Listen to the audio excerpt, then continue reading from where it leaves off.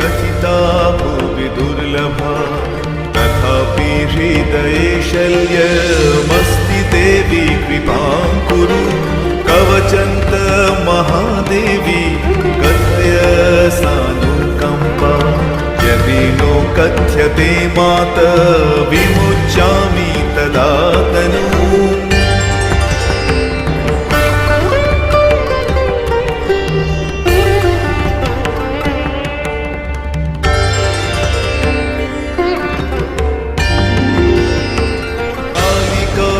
महाविद्या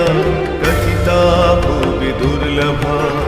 तथापि हृदये शल्यमस्ति देवी कृपां कुरु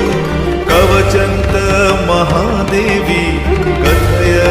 सानुकम्पा यदि नो कथ्यते